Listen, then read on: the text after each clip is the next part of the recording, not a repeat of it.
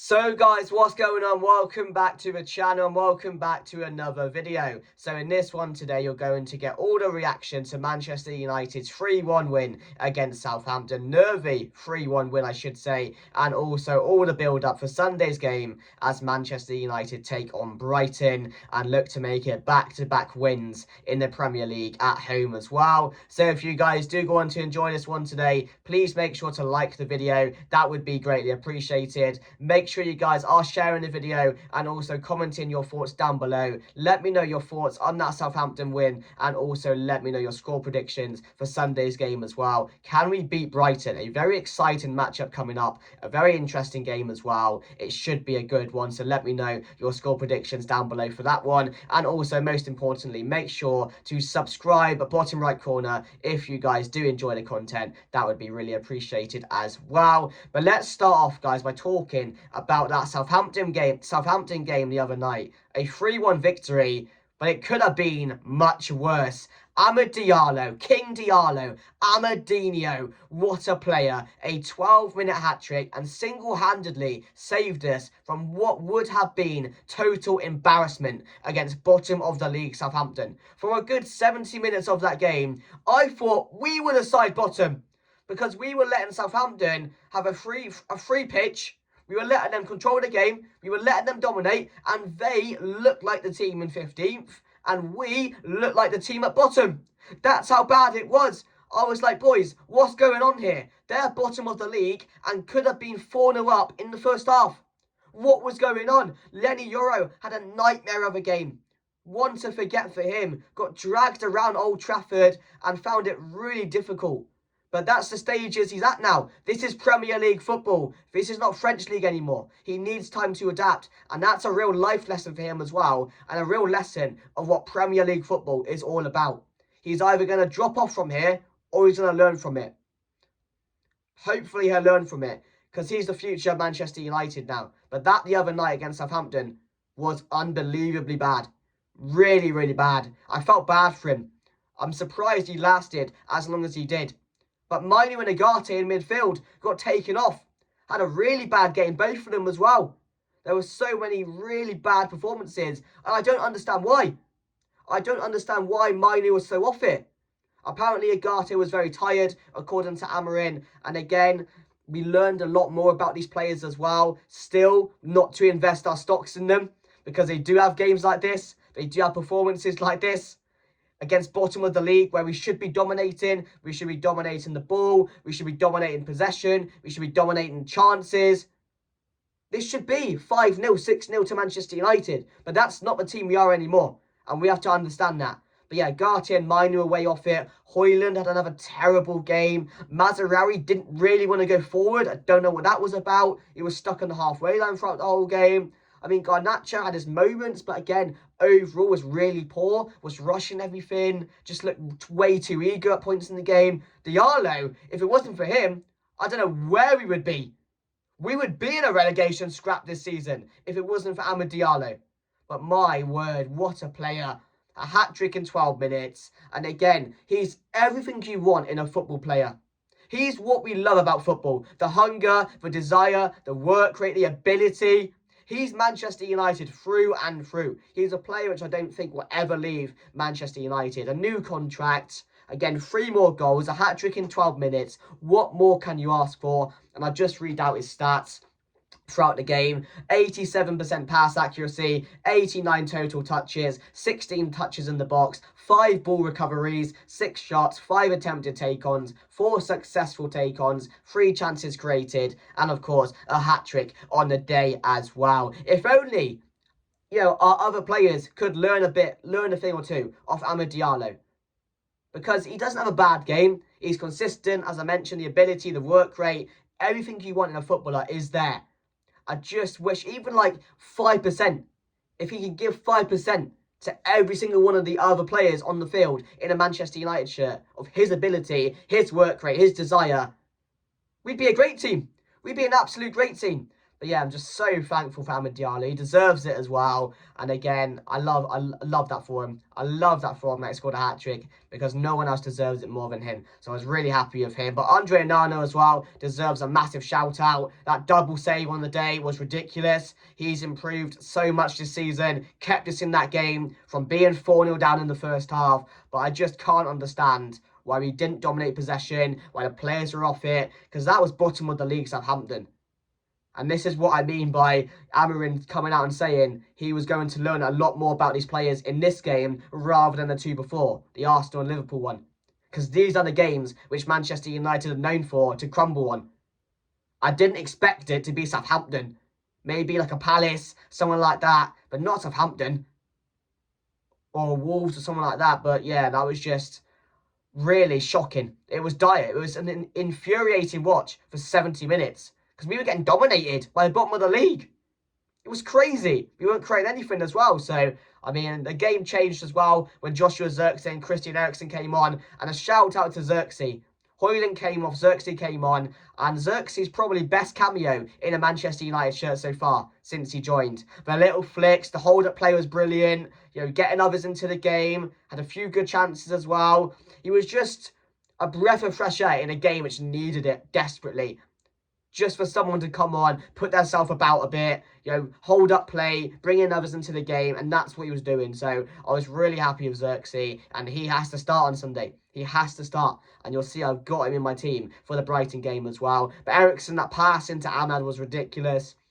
The third goal, the hat-trick was gifted to us by that defending from Southampton, but overall, AMAD just continued and continued and continued. Just keep on going, even when things were getting tough in that game, and he got rewarded for it as well. So massive credit to AMAD Diallo on the night. But I'm just thankful we won the game.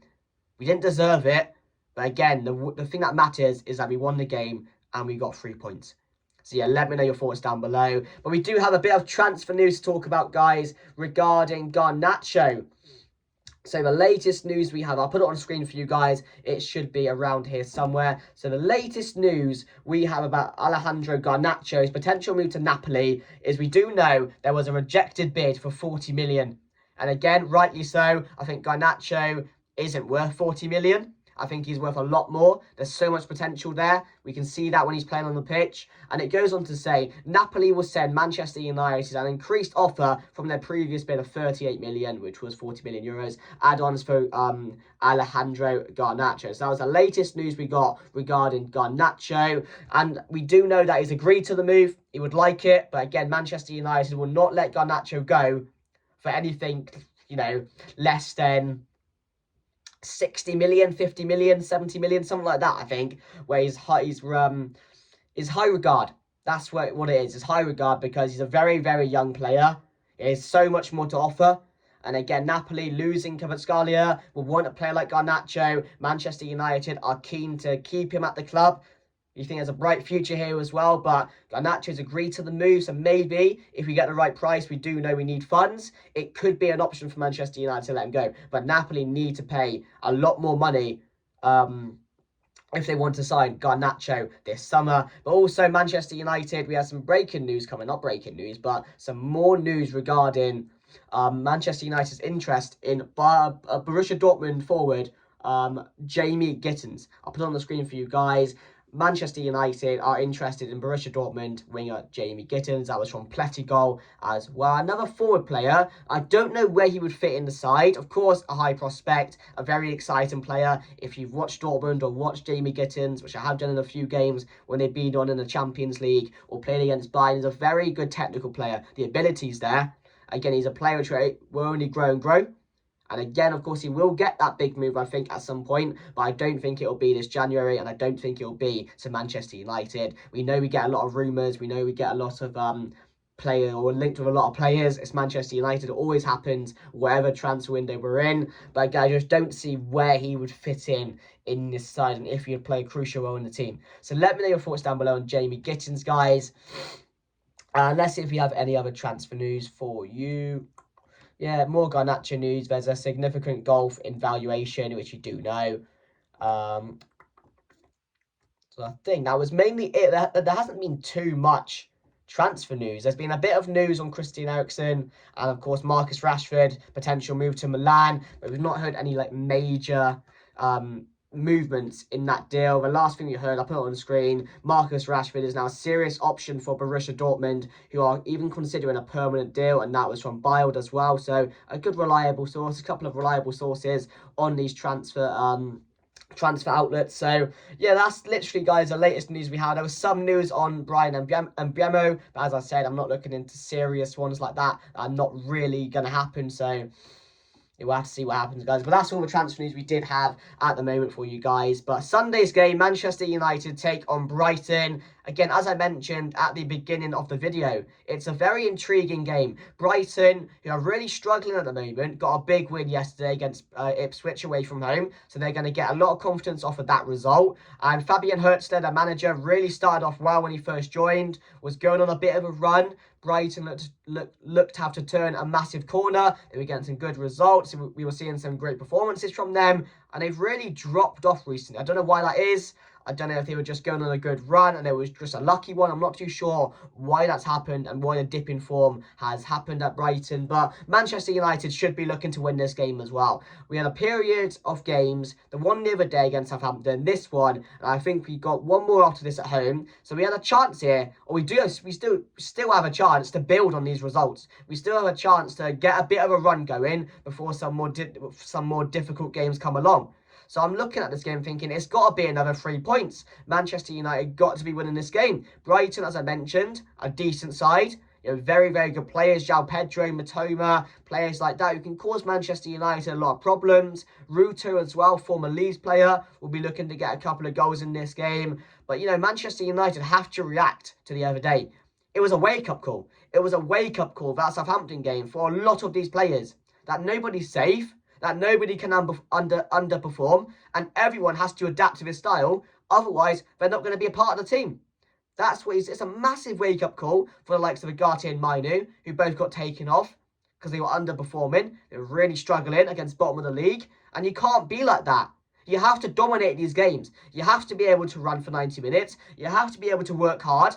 And if you don't, and if you drop off those performances, there's going to be consequences. As soon as Christian Eriksen came on, changed the game. Zirkzee came on, changed the game. These are the things managers are looking for. Competition. Players that want to make statements. And that's what they did. And Mainu and Agate are meant to be our main partnership in midfield. So again, do we still believe that? I'm not too sure at the moment. So there's still a lot of question marks. There's still a lot of learning. There's still a lot of training that has to be done. There's still so much that needs to be done with this squad as well.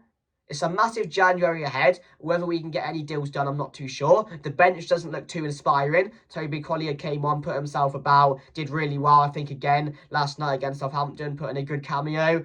But again, it's really difficult. We're in a really difficult phase. These results against Arsenal, against Liverpool, they're well and good. But as we know, it's when it comes to these type of games, which Ruben Amorim will learn so much more about these players. In a defensive block, when you're going to be out of possession, when the other team's going to dominate, Manchester United look really, really good. We look compact. We don't look like we're going to concede. And again, we defend really, really well. Agate does really some good work. He bosses it in these type of games. But it's when we need to be on the front foot. It's when we need to take the game to teams, which you really, really struggle with and have done for a very, very long time. So we have to try and make it work. It will take a long, long time. That formation yesterday looked really, really rough. And the players, a lot of these players aren't the profiles needed for this type of formation, for this type of style. But it's just about adapting to it. And again, working on things every single day to make sure you get better. So yeah, still a long way to go, as I mentioned. I will put my team on the screen now. As you can see, guys, that's my team going into it. The only changes I've made is I brought in Maguire for Lenioro. I don't think putting him straight back in. It's a tricky one, really, because after that, you want him to build up his confidence again. It's a life lesson. You're in the Premier League now, so go out there and prove me wrong that you can do it. On the other hand, you don't want to hurt him anymore. You want to take your time with him, and you want to make sure that next time when he goes out, he's refreshed, he's ready, the recovery's there, and he can go again. So it's a real tricky one, but I have got Maguire in there, and also I have got Diego Dalot, who comes back in after his suspension, and also I've gone with Zirkzee up top as he fully deserves to start. So that's my team going into it, guys. Make sure to let me know your thoughts on the Southampton game, and also make sure to comment your thoughts going into the Brighton game and comment your score predictions as well. As I mentioned, it's a very tricky game. I'm excited about it. Manchester United have to show a big reaction to the other night. I think we will. I'm going to say Manchester United to win this one 2-0. Brighton aren't in the best of form at the moment. They aren't playing well. Confidence is kind of low. But again, they got a good result the other night. And again, it'll be very interesting to see how they play against us as well. Will they be on the front foot? Will they take the game to Manchester United, knowing what Southampton did? It'll be a tricky one. But make sure to like, comment, subscribe, share the video. My score prediction, 2-0 to Manchester United. Thank you for watching. And I'll see you guys later. Goodbye.